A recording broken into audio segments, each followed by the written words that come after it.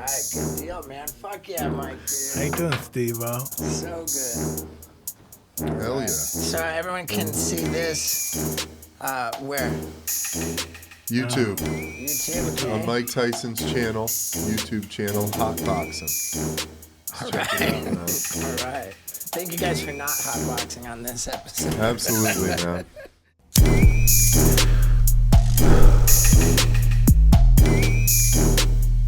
Hey, we here today in Hotboxin, and our guest here today is the incredible Steve-O. Yeah, dude. Hell yeah. Man, there's a lot to talk about, and what a treat to be here. It's so good to see you, Mike, man. You've always been brother. So good to me. My Mike Tyson stories are so fucking good. Yeah, you know, yeah. Now I'll go back to when my book came out. This was before we did the Charlie Sheen roast together. Now I saw Mike at the Charlie Sheen roast, and I came up to him and I said, "Hey, Mike, I put out this book." And I told the story about us doing all the cocaine in the bathroom in the book, and the lawyer said it was fine, you know, but I kind of felt weird about it because I didn't check with you. And I'll never forget, Mike looks at me and says, "It happened, you tell it." Hell yeah. And it was so great. I was like, I thought, man, how cool I got Mike's blessing. Yeah. And then when we were on stage, I had held back the part about where we were in the psych ward together. I don't think that was in the book. But then because Mike said that night, or when we actually taped the Charlie Sheen roast, they didn't, I don't think, include it in the show, but I was like, yeah, Mike and I were in a psych ward together. And Mike didn't give a fuck about that. I was so psyched. And so then I was happy to see you because I've been there a couple of times. I haven't seen anybody that I knew. my God. I see somebody that I knew, so that was pretty cool. So I went ahead and I made it part of part of my act, right? In my stand up, and at one point, I'm doing this interview for like GQ.com. It just seemed like this whatever interview, and I tell the story there, and then all of a sudden, like boom, it's all over the fucking world. You had to have heard about that a million times. I didn't think anything. Oh, Mike didn't think anything of it. I got a call. We had the same agent, Chris Smith. Oh, he's nuts. That's my man. Yeah.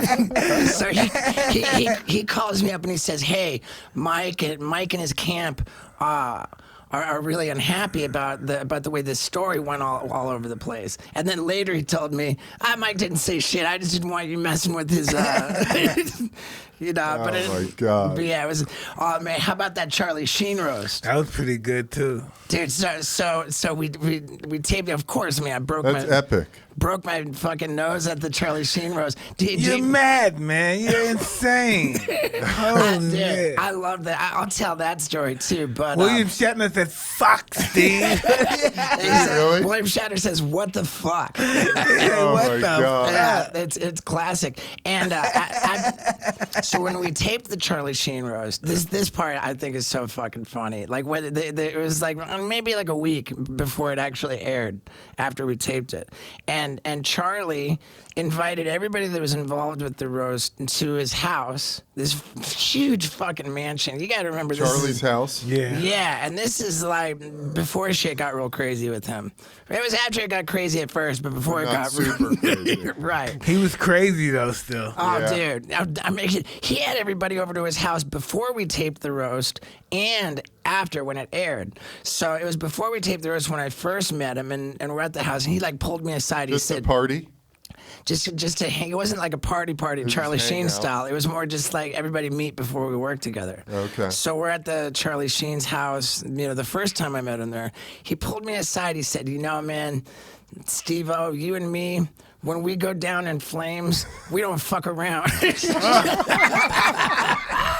You know, like, and I felt like that was so cool.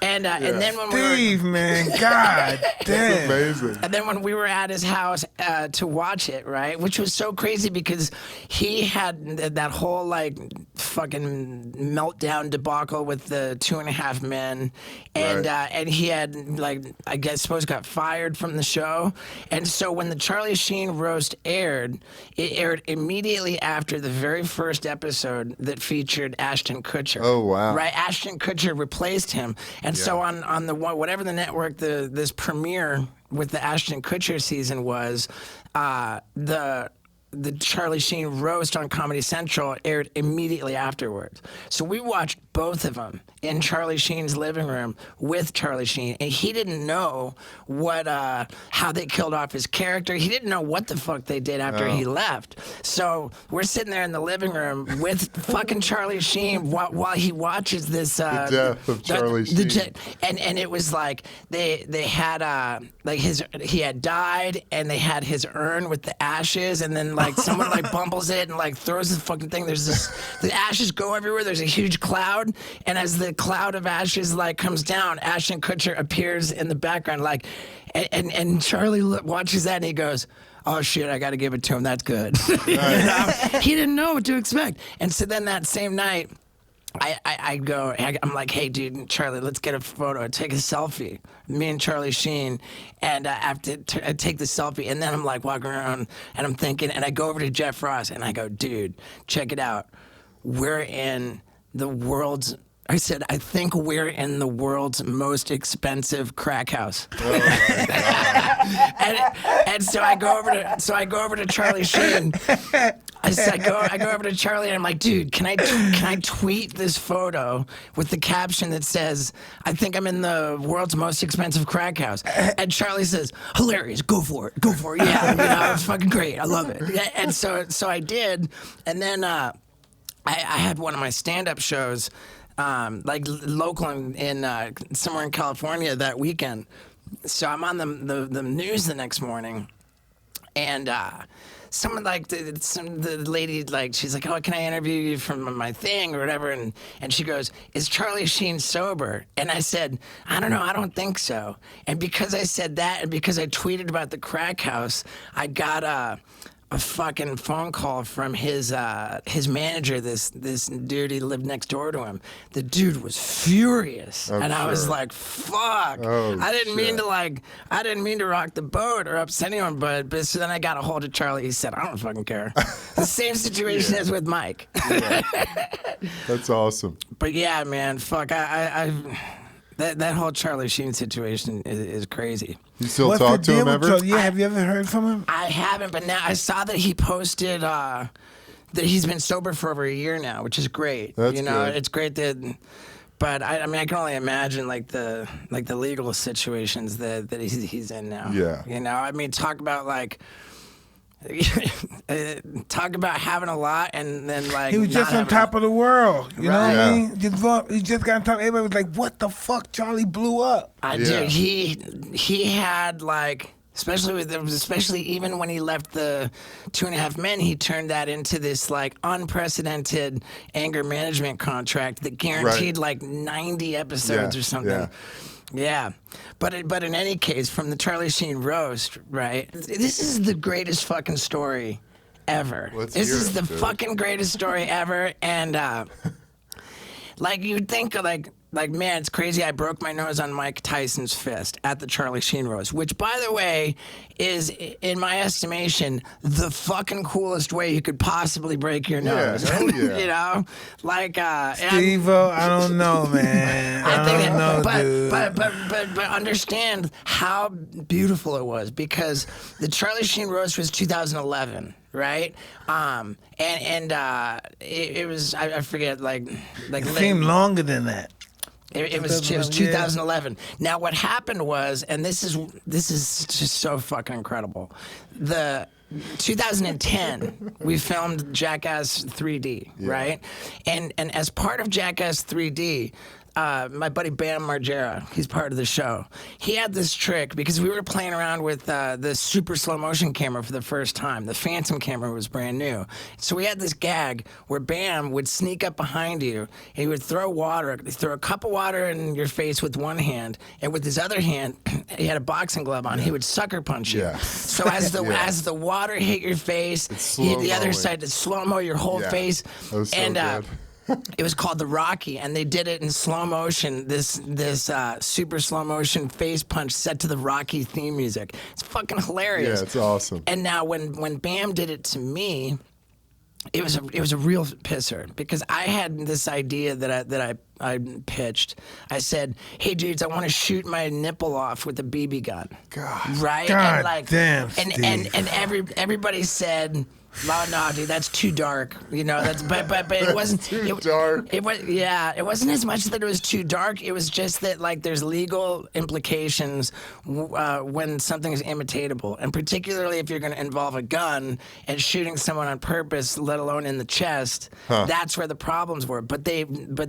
Even though they knew they would never use. Ooh, Steve-O. Even though they knew they would never use the part where I got shot in the nipple with the BB gun, they said, okay, well let them do it anyway because it's a convenient way to keep me standing in one place in front of the slow motion camera, so that Bam can sneak up and do the Rocky. Right. So we set it all up and we got all the guys. Wee Man shoots this BB into my nipple and it's still in there. Like to this day, it's been in there ever since, and I've never taken it out. I love it so much. My little BB nipple. Holy shit, dude! Yeah, dude, you're like. All right, this is for the BB. Oh, weird. Yeah, it's in there, huh? Weird. Okay, so now Wee Man shoots the BB. My nipple's all pointed. I'm standing there checking it out. I'm thinking, oh, it's so cool that it stayed in. Like I get to keep it. And Bam sneaks up, throws the water in my face. He fucking punches me, and he actually did it not in front of the fucking slow motion camera, which sucks. And he completely broke my nose. Like that was the first time I remember when Johnny Knoxville, what was his name? Butterbean beat the shit out of him. Yeah. Fuck! How can you do that, Butterbean? He cracked his head open.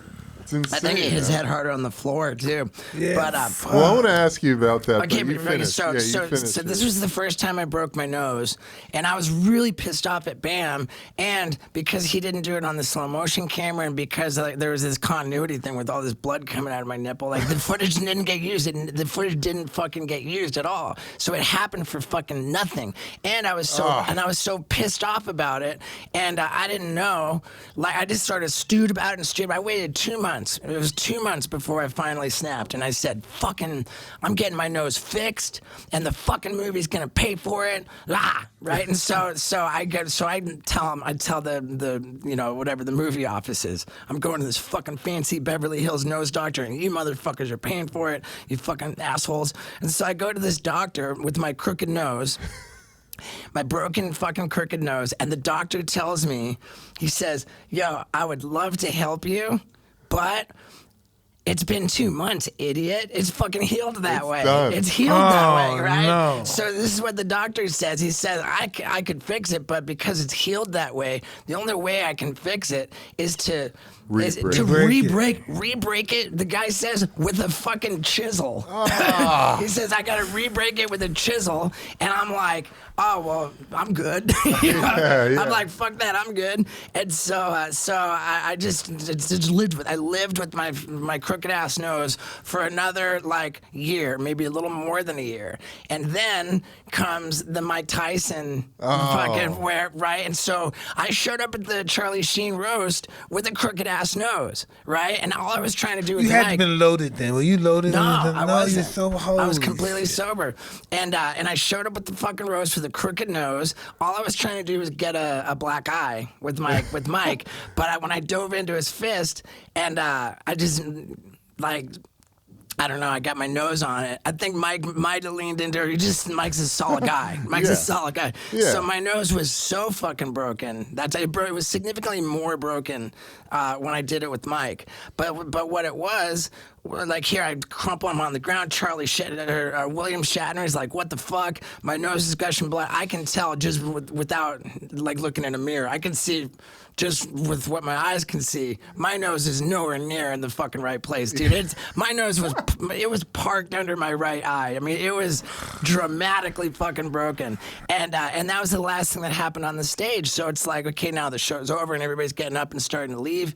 But then like I hear this guy saying, "Steve-O," in the crowd, like while everyone's, you know, milling around, like the show's over, but this guy's just charging towards the stage. He's like, Steve-O, your nose needs to be set right now, right? And because of my experience with the fucking nose doctor in Beverly Hills, I know that to be true. So I'm like, okay, wait, there's something to this. This guy knows what he's talking about. So I'm like paying attention, like, okay. The guy goes, your nose needs to be set right now. And he comes up to the stage and I'm like, all right, talk to me. Like what do I do? And he goes, don't worry, I'm a kung fu instructor. Oh no! He says, don't worry. Oh He goes, no! I'm a kung fu instructor. I've set like 20 broken noses. I know what I'm doing. Oh my God. But you kind of believed him, though, right? I totally believed Did he him. do it? I totally believed him. A kung fu expert? Yes, help me. Yeah, and they totally. And it's like I had to make the decision on the spot right there. And I'm like, all right, well, going to the hospital and getting it taken care of professionally just sounds like a fucking pain in the ass. This is just not. This is way more convenient. I got nothing to lose. It's not like he's gonna make it look any worse because it was so bad. So I just sat on the edge of the stage and I trusted this weird kung fu guy who turned out to be a really nice guy. But like he just puts a thumb on either side and he's just just wrenches it and fixes. And dude, I'll be damned if that fucking guy did not fix my nose completely perfect to where I showed up at that roast that night with a crooked nose. I got a Mike Tyson kung fu nose job, and I left with my nose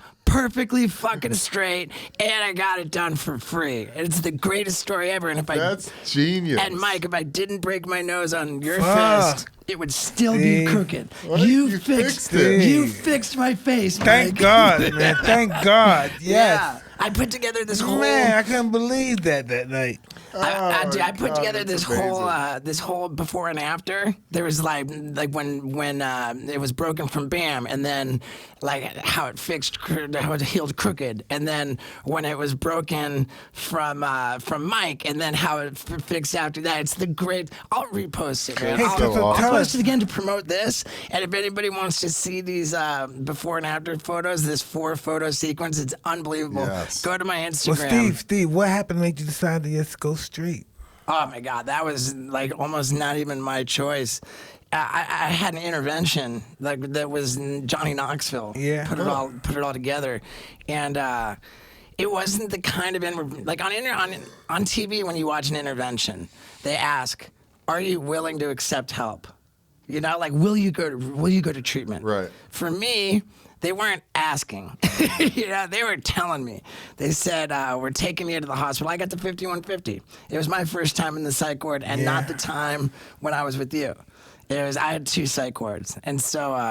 Can you explain what's 5150? 5150... Crazy motherfucker. You're crazy. 5150 means that there's like...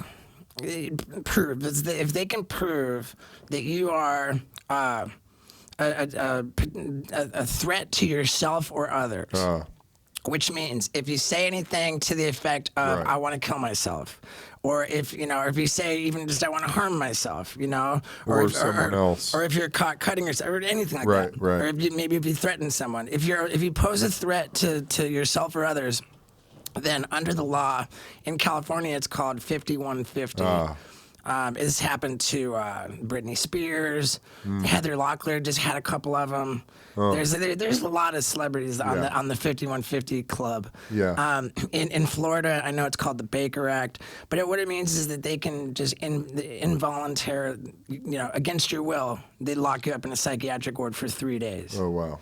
And they can determine if they want to keep you. Like in my case, when Knoxville and the Jackass guys brought me to the hospital, like I was spitting on people. I was like trying to fucking throw temper tantrums. Like that, like right when I realized that I wasn't gonna talk my way out of it, and that I was like getting like that, then I'm like, I want to smoke a cigarette. No, and I'm just going raging. And I remember I grabbed a chair, I tried to throw it, and at that point, like these orderlies appeared like out of nowhere, and they just grabbed me and slammed me down on this like stretcher deal, and then they jabbed a needle in my butt cheek, and immediately I took a nap. Wow. Just whatever they had in that needle it was powerful as fuck because Wow. and it went in my butt, and like I've been researching like tranquilizer darts, and they told me that it would take 20 to 30 minutes. Dude, they put something in my ass that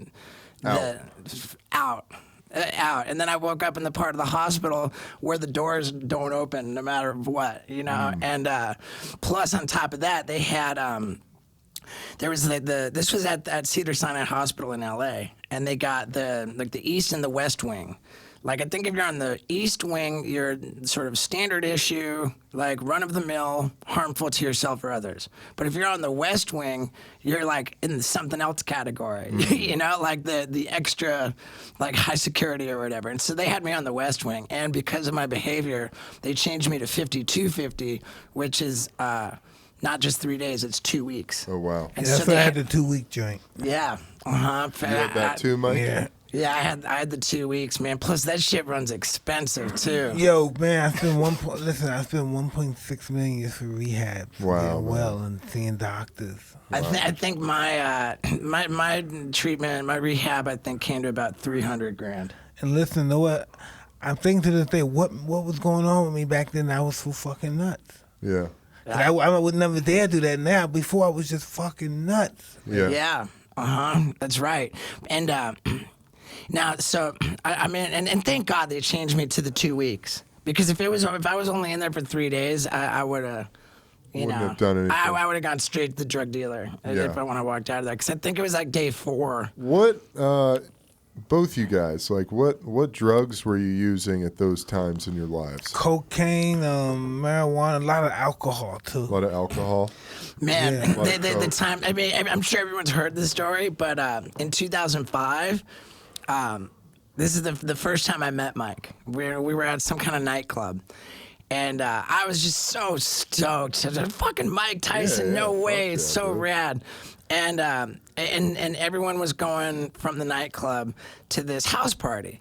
And so, you know, I found out where it was, and I was like, I wasn't invited, but I'm just like, fuck it, I'm just gonna show up. And I was by myself, and I just like, whatever, I took a taxi to show up at this random house, and I'm not invited, and I'm like, I want to party here, you know? And so I like ring the doorbell or whatever, I bang on the door, and the door opens up, and it's fucking Mike himself who opened up the door, right? That's such a movie, dude. Dude, Mike opens up the door, and I'm like, no way, I don't know anybody here, you know. I don't even know Mike, but I said, hey man, is it cool if I come in? And Mike, like, it was like he threw a punch, like it was like he threw a punch like past me, you know, like over my shoulder, and like threw it like next to me, past me, and hooked it, and then pulled you by the shoulder? Yeah, well, no, by the like clocked me in the back of my head, not knocking me into the house. He's like, get in here, you know. I love it. Yeah, dude. it was like this ghost punch, and he hooked it around and pulled me in the house, and we're in the house like not even a second, and he says, you got any coke?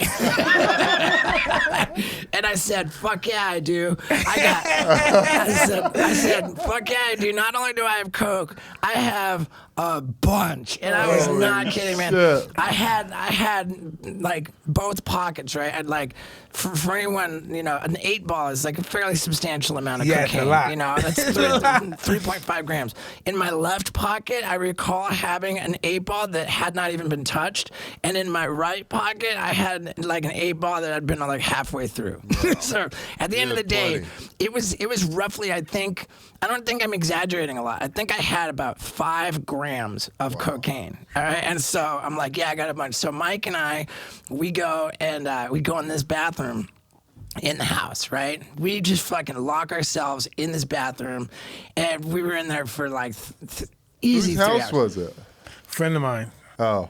Yeah, we were in there for like fucking 3 hours, just Talking on. I'll That's awesome. I'll never forget when and here was the craziest thing is that, like, I was a cigarette smoker at the time. I smoked Newports. Mike asked me for a cigarette in this bathroom, like right when we first go in there. Oh, let me get a cigarette, right? I couldn't believe this. He takes the cigarette in his like a Newport cigarette. He rolls it between his fingers. You got to explain this to me, Mike, because I still don't understand it. He rolls it in his fingers back and forth so that the tobacco falls out on the bathroom counter.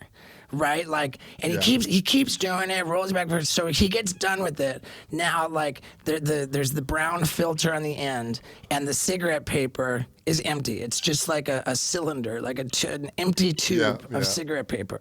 So then he turns it right side up. We've got a whole pile of powder cocaine on the bathroom counter, and crush it all up, real fine powder. And Mike's like scooping it in with like a driver's license or credit card. I don't know. He's just scooping it in and pouring the powder into the tube, the cylinder of cigarette paper, right? No tobacco mixed in. It's just, he's just dumping in just pure cocaine, nothing but cocaine to fill this cigarette. And I'm looking at it, I'm so fascinated. I'm looking at it, I'm thinking, that just can't work. I mean, like, just like logistically, like, that can't fucking work that way. You know, like, the cocaine, the cigarette paper has to burn way faster than the cocaine, right? Like, you can't just have solid cocaine with like cigarette paper wrapped around it and expect it to smoke.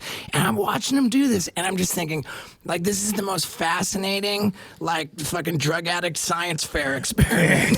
you know? And That's what it was. And sure enough, he got it to work. I mean, did you pull the filter out? Yeah, pull the filter out. Pull the filter out, and he's just like cradling it, and like he smoked it. Now I was like a little bit weirded out by the idea of smoking coke, so I was just snorting it. Mike finishes his cigarette contraption, and then like he gets done with it, and he makes another. And I'm so fascinated, right? I just keep giving him. I don't care. I just let Mike have it. I'm like, dude, I was so fascinated. The experience was so incredible, and like, mind you, smoking all this cocaine, we're locked in like a small bathroom. Like, it is so dense, the smoke in the air. Like, no crack house could possibly be that fucked up of like air quality, as far as just being in a cloud of fucking cocaine smoke. And we're having this great conversation, and Mike's smoking this coke smoke after coke smoke, and like, for probably like 3 hours, and then all of it was gone. We went through all of it, all of it, and then You're some junkies, man. and then when we were done with like 5 fucking grams of cocaine, like 3 hours later, like, and now because there's no more cocaine, it's time for Steve-O to go. All right, Steve-O, we'll see you later, man. Thanks for coming. Yeah, but before I left, Mike said to me, he goes, you know, Steve-O, everybody's got you wrong. You're a really smart guy. I'm thinking to myself, like, wow, like, just this whole situation, just like, He has wow. burnt my brain out, right? I'm like, my wow. brain. And I'm thinking to myself, Mike Tyson just told me that I'm smart. Like what a amazing. What a high honor. Amazing. Because at the end of the day, I think we're both like a lot fucking smarter than anybody would ever imagine. I think that's fair to say. I think you're both some wise dudes, man. But yeah, talk about it. You know, That's insane, bro. Yeah. So what? You know, I mean, shit, man. I was in, I think, middle school when Jackass came on, and the courage of you guys was just mind blowing. Listen, man. I say those guys, like, man, how You know, could they do that? like my generation's Evil Knievels. You know, just some skater kids who grabbed a camera and fucking started doing all kinds of wild daredevil shit. What sparked that?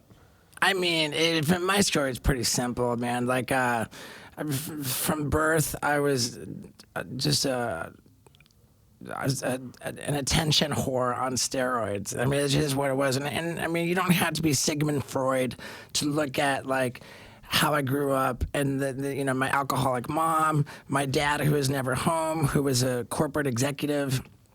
Like, I mean, it was insane, my upbringing. Like, I was born in England, and I moved to Brazil. My family moved to Brazil when I was only 6 months old. Oh, wow.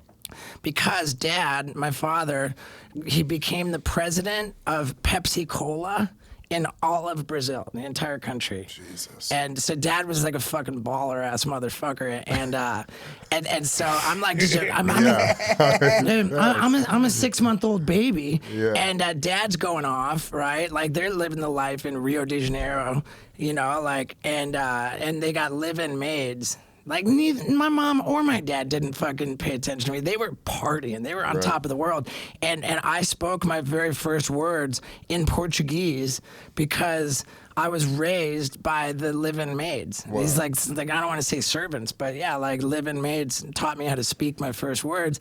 And you know, mom was drunk and dad was never there, and so like that's probably got something to do with why I became such an attention whore.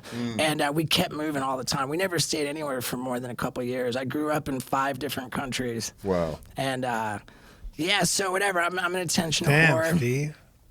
I wasn't ever like a bad kid. I was like a good kid, but I was definitely going to become an alcoholic drug addict. There's no way around that. And you know, like I was skateboarding. See, I think about the thing about alcoholism, and maybe Mike could relate to this because I think a lot of people. You know, it's a consensus among alcoholics is that there's this feeling of like discomfort, like you're not comfortable in your own skin. You know, you somehow feel like, I don't know, like everybody else has it figured out, but there's just something. You have a low self-worth to yourself. Yeah. Right. There's something defective about me. There's something I don't fit in. I'm not comfortable in my own skin. I don't know. There's something wrong with me, but I'm uncomfortable, and I need something to help soothe me. You know, like when I was 15, I was a pretty good kid. I got B's and C's, and I was a skateboarder, made videos. I wasn't that fucking good at skateboarding, but I loved making videos. And when I graduated high school, which I barely graduated high school. What were those videos then? It was skateboarding. Skateboarding. Like half-ass skateboarding with like a little ollieing off some stairs and right. I mean, it wasn't bad, but it wasn't going to be like a career. And there was a little bit of funny stuff mixed in. But so I graduated from high school barely, and then I went to the University of Miami.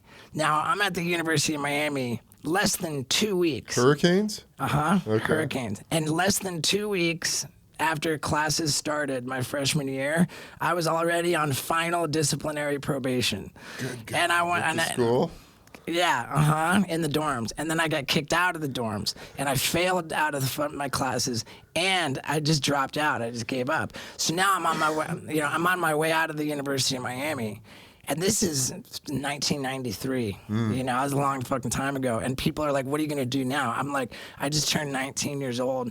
And they're like, what are you going to do now? You fucked up. And I'm like, oh, I'll be cool. I'm gonna become a famous stuntman. I'm going to videotape fucking crazy shit with my, I'm going to videotape crazy shit with my video camera. And I'm going to become a famous stuntman. And everyone's going to think I'm rad.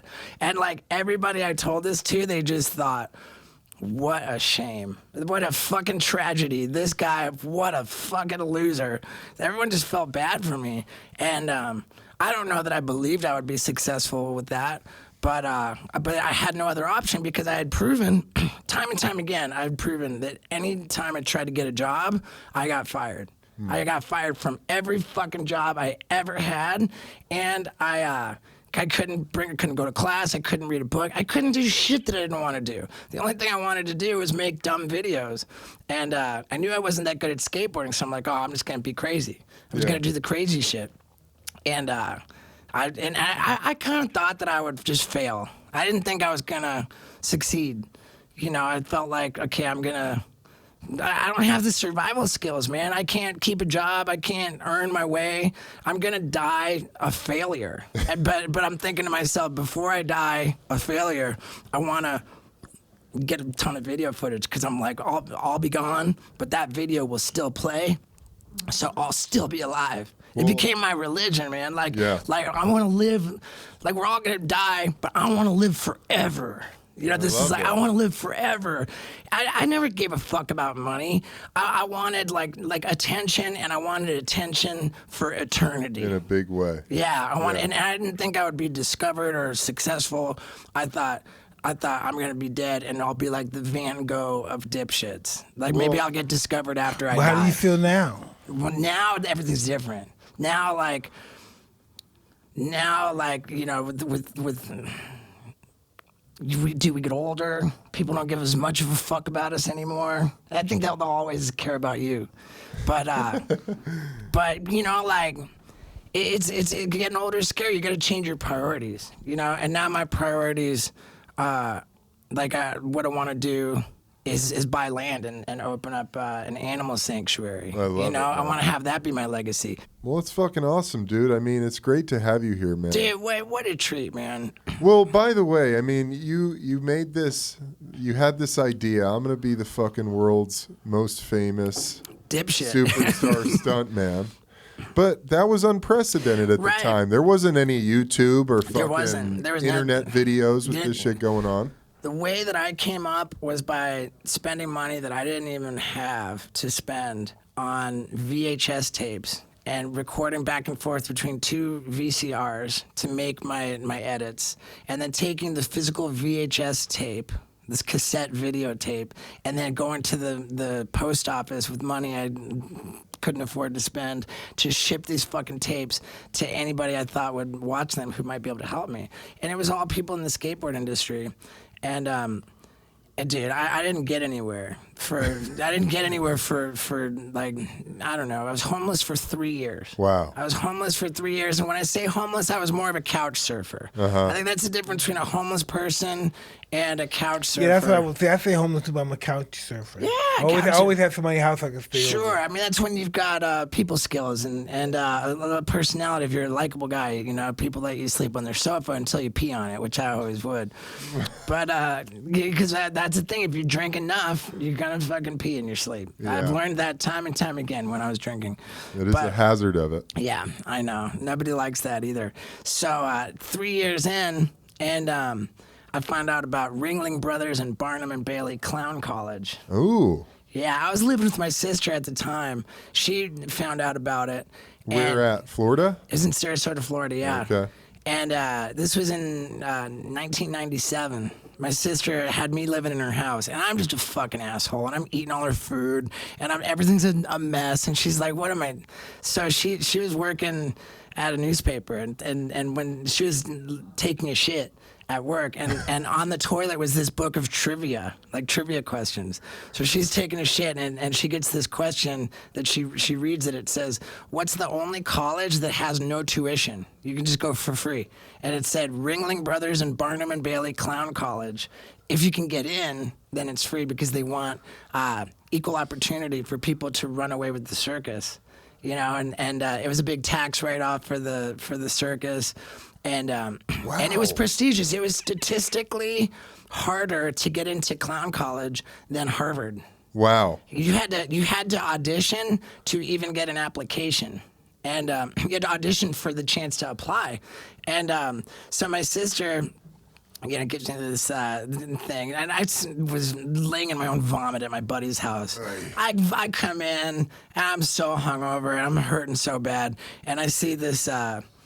This thing with this audition schedule, and it had a line like 97, and I looked where we lived in Albuquerque, New Mexico, and I looked down on 97, and Albuquerque was on there, but below it was for 98. I said, don't worry about that, because they held the auditions everywhere that the circus went, and so I saw 98. I'm like, that's not till next year. So I'm like.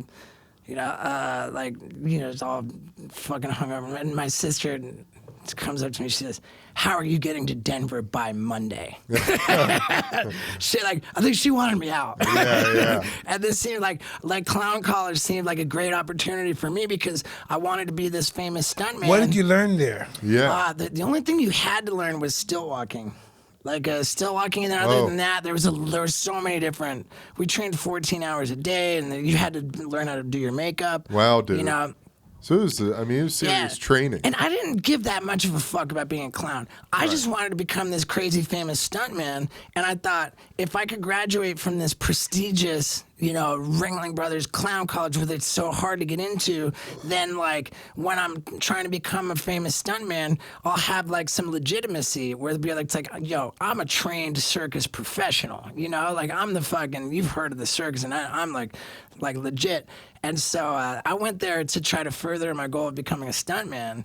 And it worked, man. That's And awesome. at the same time, people I was been sending my stunt videos to, there was this skateboard magazine, and the guy running the magazine became the creator and the director of Jackass. Oh, wow. And so it just kind of fell in my lap. Like they started putting me in their magazine and in their videos, and then their videos turned into Jackass. When did they start paying you? Oh my God, that's the best question. Have they? Okay, the first season of Jackass, I filmed it in 5 days in the summer of year 2000. And I had been working in a circus, and or whatever, I got fired. But so in the 5 days, like the first thing I did, I was puked up the goldfish. I took the elephant poop. That I took like 50 gallon tubs of elephant poo from the elephants in the circus, and I had 3 of them filled. I filled a kiddie pool. I did the backflip up the ladder, and the elephant poo diving, the puke up the goldfish. We stapled the Jackass letters across my butt cheeks. I did the shark hugs. I got bitten by a shark. I did the bum fishing. I did like Holy shit, dude. filmed the whole first season in Less than a week? In 5 days, I filmed everything, all my parts for the whole first season in 5 days. And my pay rate, Mike, was it wasn't per episode, it was per bit. And if the bit was legitimately like dangerous, like life and limb, you could get really fucked up, then I got 500 for the bit. Oh my God. If the bit was like a little sort of gag, like kind of street prank, and it was easy and it wasn't dangerous, 200. Right? So now at the end of the 5 days, I'm sitting there. What kind of shit is this? I know, dude. Tell me. But the Jersey Shore people are like $1 million an episode or something. Yeah. But so the end of the 5 days, I'm sitting there. I got my finger all bandaged up because check it out. See. It's I got cool scars from the shark bite. Hell yeah, dude. Yeah, and so I'm all beat up and hungover, and like I wasn't even that worried about how much money like I was owed. What I wanted to do, I was writing down for the director, for everybody on the production. Yo, this is what I expect to see on TV. Like don't forget to include this in the show. And so I wrote down like a list of everything, and first I wrote down goldfish. Right, and I'm thinking, I'll go ahead and write the price, what they owe me next to each bit.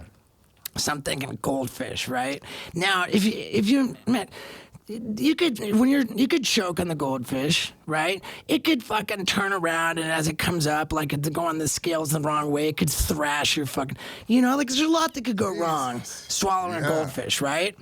But I'm thinking to myself, I want these people to know how fucking badass I am. I want them to know how gnarly I am. I wrote down goldfish, and then next to it I wrote 200. I had too much pride. I had too much pride to say I considered that dangerous. Right? I had 200. Dude, talk about an idiot. And at the end of the day, after taxes, I want to say I made less than $1,500 for the first season. Oh man, that's so life-threatening. Wow. And then when the shit came out, the first season came out.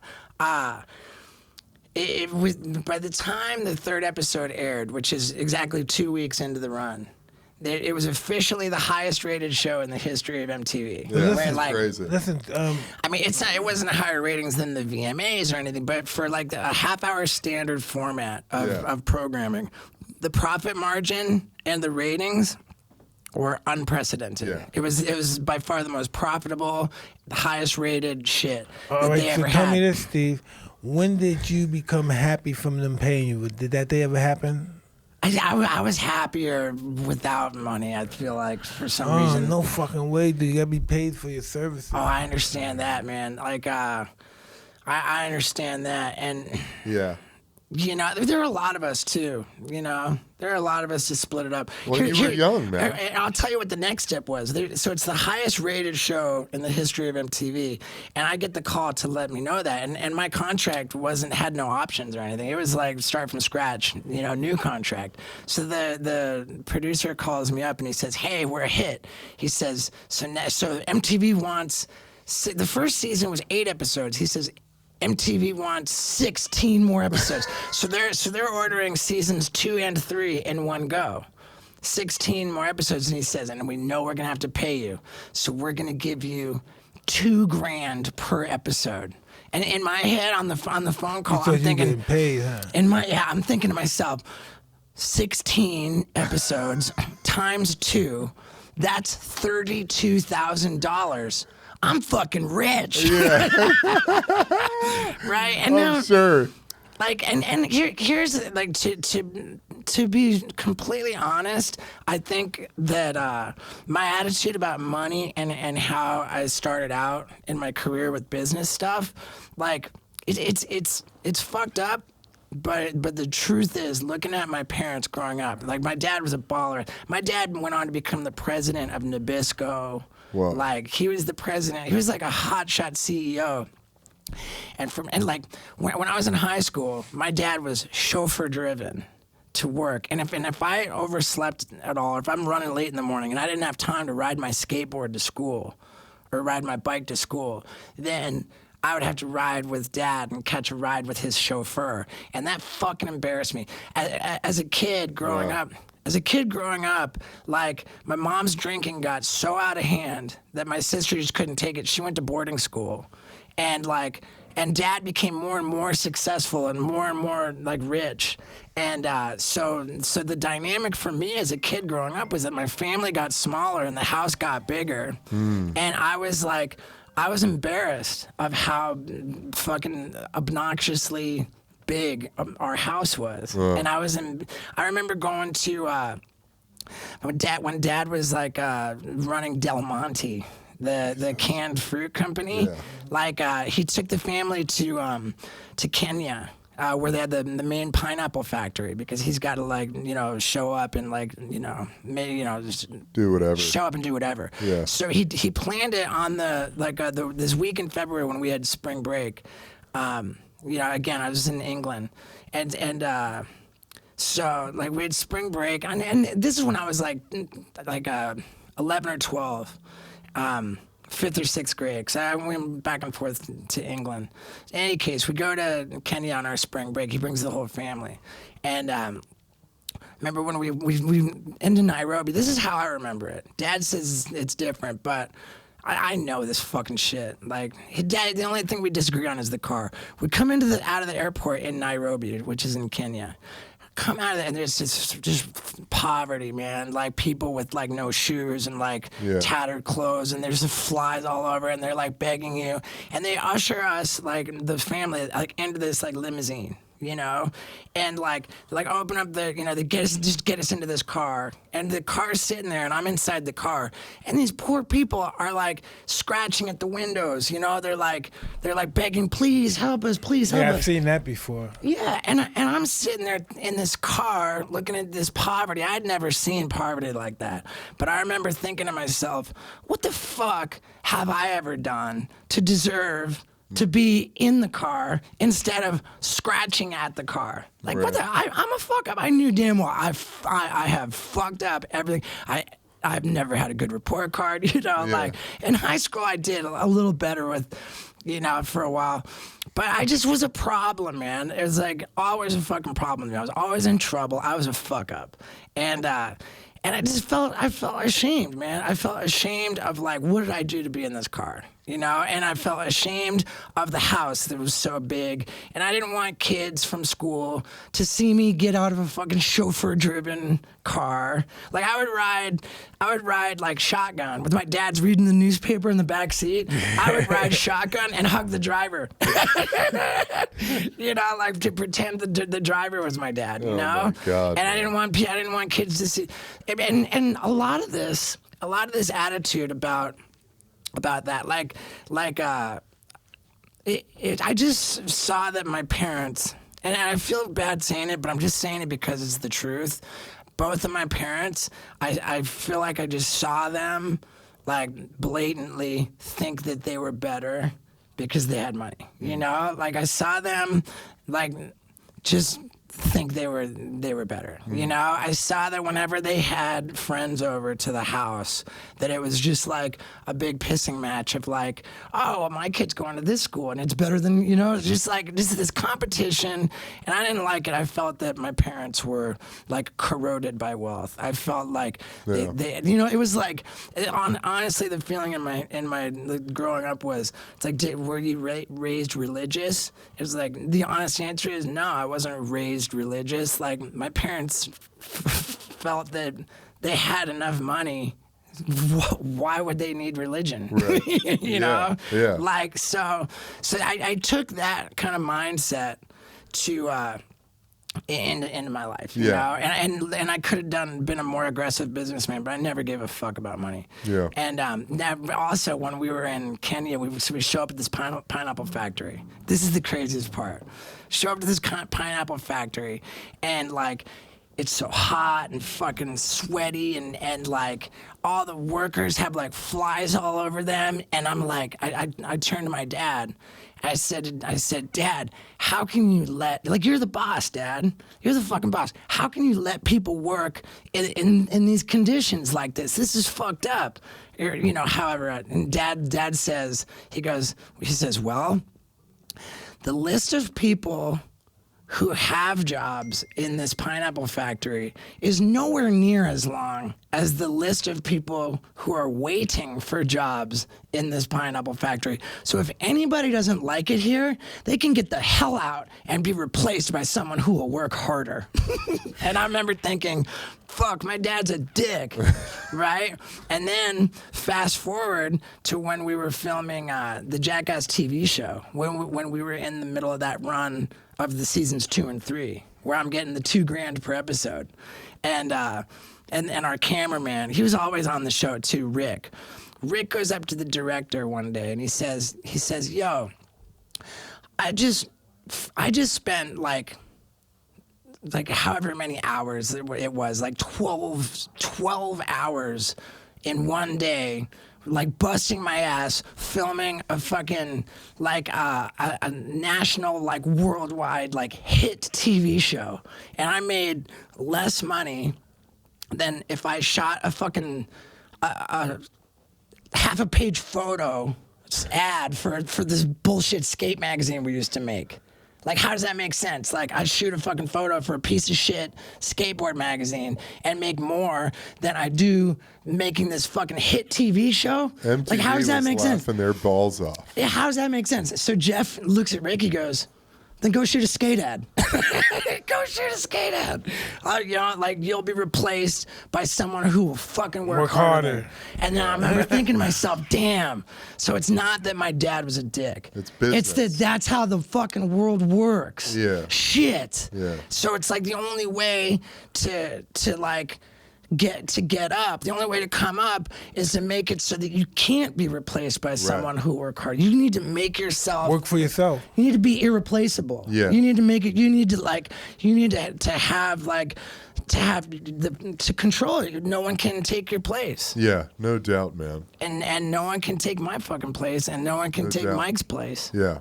But like, so what am I gonna do now? You know, like, it's getting to a point where it's like, like, okay, it's like, Are you gonna get shot in the ass? do I? Yeah, like, Don't do it. Like, how much longer do I do this shit? You know, and it's like, I gotta think. Like, okay, I either stop or I gotta go big. Like one last, so like one last fucking go for it. I got one, and I had this idea. I had a list of ideas that aren't like particularly new ideas. I've had them forever, but they were so far. There's just that list of ideas that was just too fucked up to go for. Yeah. You know, and so I call it my bucket list. Oh, Christ. Right. I call it my bucket list. Steve-O bucket list. And like, yeah, there's nothing on my bucket list that didn't happen for so long for like no reason. There's like a solid fucking reason why this shit should never happen. And now I'm just going for it because I feel like I've got a limited amount of time. I'll give you an example of like something on my list to show you how ridiculous it is. Like, anytime anybody ever asks me if I've been skydiving before, I always said, fuck that, dude. Everybody does that. Why am I going to do something everybody does? I do shit nobody does. So I said years ago, probably 15 years ago, I said, if I ever go skydiving, my first time, you know you got to have a dude strapped on your back, like a tandem skydive instructor. Well, I'm going to be fucking butt-ass naked. And I'm gonna be fucking furiously jacking off. Oh man! and I will not have blown a load for a long time, man. Like 4 days. You know, You're mad, man. And then when I'm whacking it, I reach the point of no return right around the first squirt. That's when I leave the plane. So I'm free falling through the fucking sky, cranking out the biggest load you ever saw, and I call the idea skyjacking. Right, and that's like that. Yeah, and dude, You're really losing it, Steve. That's really taking it to the next level. Dude, everything on my list is taken to the next level. And like, I'll be honest, I shouldn't say this, but I'm legitimately concerned that I'm not leaving myself anywhere to go with that shit after this. So like, I'm savoring every minute of every day and every minute of every show while I'm.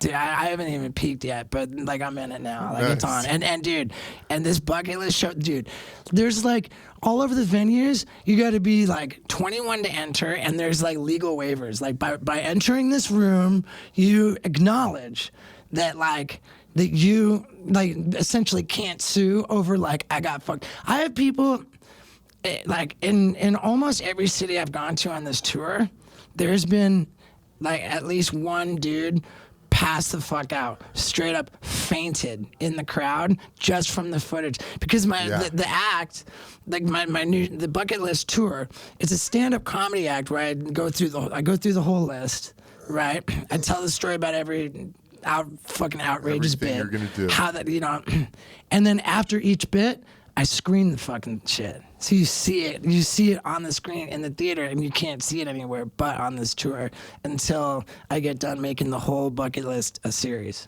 Jesus, it's So right awesome. now it's a tour, and then later when I'm done with the tour, I'll put the series out. Holy So how much shit. they gonna pay you for that? Hell yeah, brother, I let's don't- go. I don't know. You gotta talk about money, man. Yeah. I know, man. The money, You come funny. to the table. I haven't done the deal yet. Well, thank you so much. Hey, dude. dude. Very much. Awesome. Yeah, I need Thank some you, love man. too. Give me some love Dude, too. I appreciate it, man. When I heard from you guys, I was so thrilled, man. And I like to consider myself a pretty dope podcast guest. Man, I'll tell you that our Jackass family has always been like almost like worship Mike Tyson. You know, it was always like such a goal to film with Mike. Like on the first movie, the very first movie, they had the thing where they put the Valentine, like it was like a Valentine in the wall. And it was like, you know, it was supposed to be from like groupies, like, oh, we want to hook up. And the words came through. Yeah, the words got smaller and smaller, so your face had to get circled, and then the fist came through. That idea was written for Mike. Oh, it was supposed to be. You were hoping Mike would be It was there. supposed to be Mike on the other side of the wall. Oh no. Yeah, but I don't know. I don't know. You know what it was? Is that Mike wasn't in maybe a good place at that time. Yeah. Oh man. Well, hell Jackass 4D, bring Mike in. Right. Oh man, like.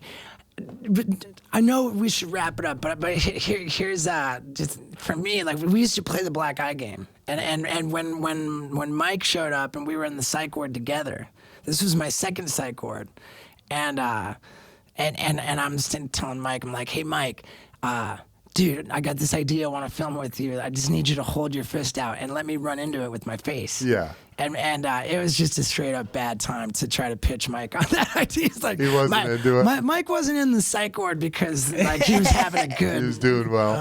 He wasn't doing that. And what a sweet guy Mike says. Mike says, I don't want to hurt you, Steve. Yeah, you yeah. know? And but then when the Charlie Sheen rose, we did make it happen. Let me just say, I can speak for everyone in our Jackass family, Knoxville, Tremaine, like everybody. Like we have always been like such fans. Like I showed you my in my Yes, house. that was really I awesome. got all your fight posters.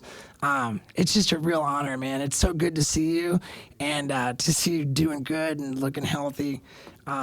It's awesome, man. And to get together and be able Same to for you, man. God, 'cause Yeah. we were in dark places. Yeah, we and were. what happened? It's so awesome. What happened? People come from that shit. Now we here. Now we're talking rational. It's God beautiful. Damn. I think we were actually pretty rational on coke, but maybe less so. Okay. Less so. And it's so great that we can get together and it doesn't even have to be like because I have coke. Yeah. It's nice, man. Yeah. My fucking crazy, unique, fucked up comedy tour, man. Like you can find the dates on stevo.com. Awesome. All of my Instagram, like all my social media handles are just at Stevo without the hyphen. I'm easy to find. And whenever this gets posted, I'll make sure I post that before and after with Bam broken my nose and the heel is fucked up and then Mike breaks my nose and then it's perfect. Hell yeah. So dude. great. So yeah, everyone follow us on social media and well, let's do it again. Awesome, man. All right. Hey, thank you guys. Thanks, Mike. Take it, Steve. Great show, everybody. Till next time. We're out of here.